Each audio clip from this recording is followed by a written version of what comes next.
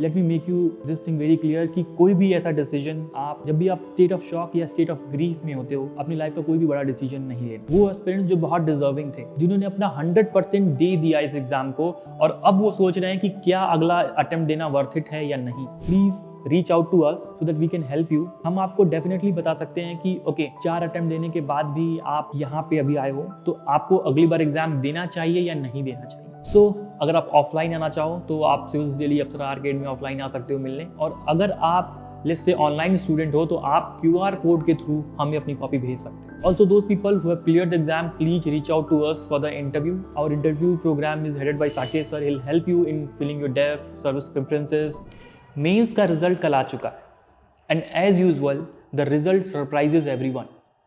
As a mentor जिसने prelims और mains के बीच में 100+ स्टूडेंट्स के साथ लग के काम करने के बाद उनका 1-to-1 सेशन लेना, उनका पोस्ट टेस्ट डिस्कशन लेना, न कि केवल एकेडमिक सपोर्ट देना बट नॉन एकेडमिक चीज़ों में भी उनके साथ खड़े रहना।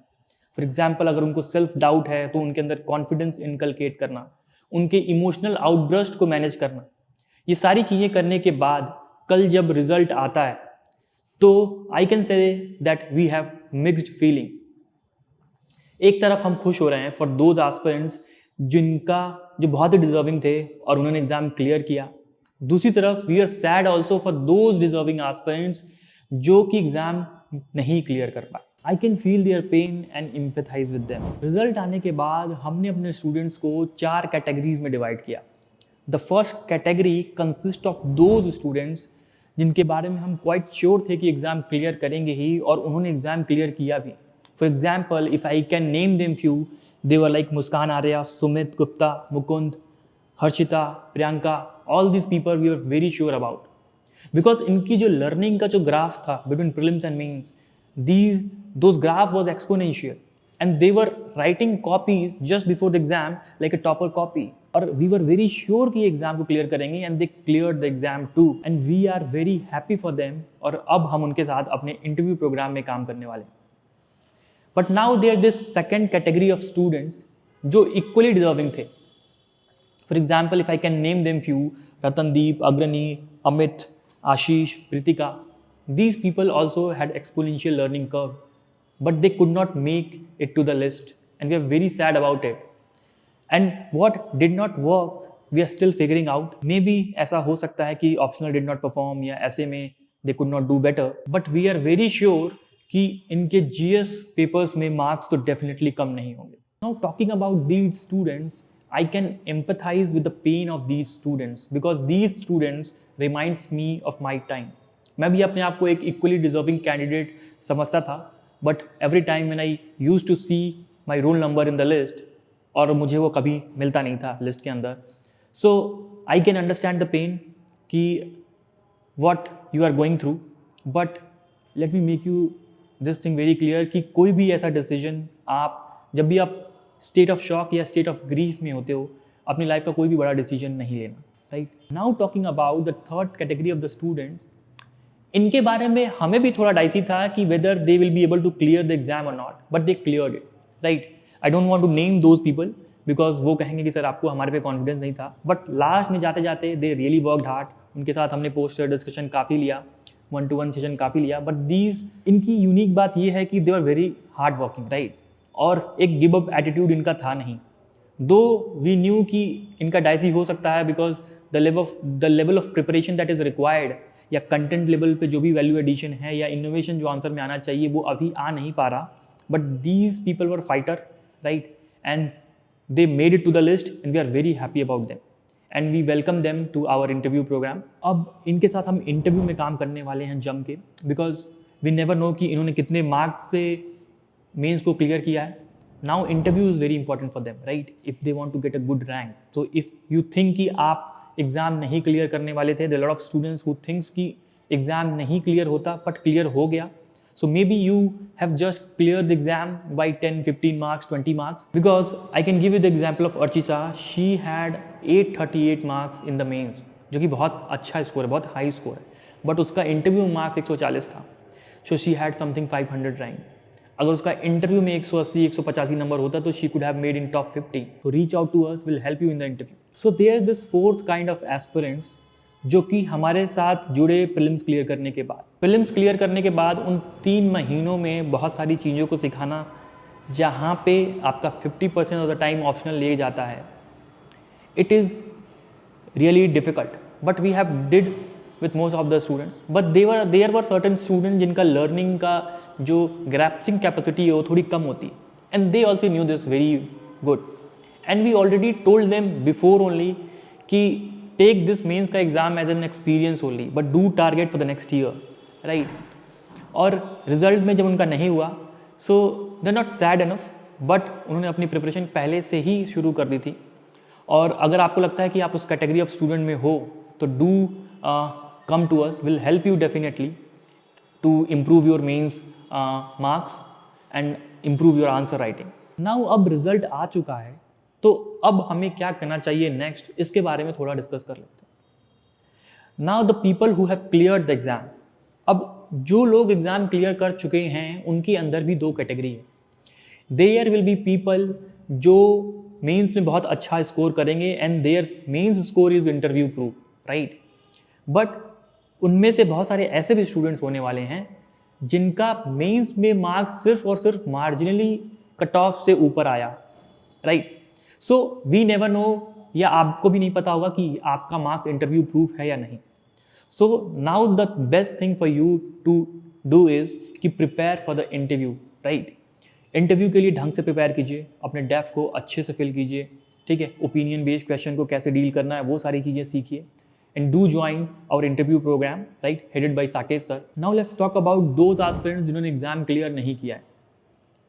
अब जिन स्टूडेंट्स ने एग्जाम नहीं क्लियर किया, इनके अंदर भी 2 कैटेगरी है। Now there are one category of aspirants जिनको ऑलरेडी पता था कि they will not be clearing the exam, और they knew कि उनकी क्या मिस्टेक्स हैं, और वो अपने मेंस को लेके उतने कॉन्फिडेंस नहीं थे, उनका पेपर छूट गया, या उनके आंसर्स की क्वालिटी उतनी अच्छी नहीं थी, या उनको स्ट्रक्चर लेवल पे दिक्कत आ रही थी। नहीं, आई वुड टेल यू कि आप अपनी प्रिपरेशन को तुरंत स्टार्ट कर दें। अगर आप थोड़े और दिन भी अपने प्रिपरेशन को होल्ड पे रखते हैं और रिजल्ट के दुख में या गम में घुसे हुए हैं और आप उससे निकल के बाहर नहीं आ पा रहे, लेट मी टेल यू, आपका इंप्रूवमेंट रुक जाएगा। क्योंकि मेंस के लिए अभी आपके पास सिर्फ और सिर्फ 2 महीने बचे हैं। फरवरी फर्स्ट वीक तक आपको अपना मेंस को रैप अप करके प्रीलिम्स की तरफ वापस से मूव करना होता है। अगर आपने अभी 15 और 20 दिन निपटा दिए इस चीज़ को फिगर आउट करने में या उस रिजल्ट के दुख से बाहर आने में, तो लेट मी टेल यू कि आपका बहुत प्रीशियस टाइम चला जाएगा। और वंस आप ये जो 2 महीने का जो विंडो है जिसमें आपने मेंस को इम्प्रूव कर सकते हो, इसको खो देते हो, तो आप वापस से प्रीलिम्स मोड में चले जाओगे, और प्रीलिम्स क्लियर करने के बाद you will not be able to improve. Why? Because वहाँ पे बहुत कम टाइम होता है।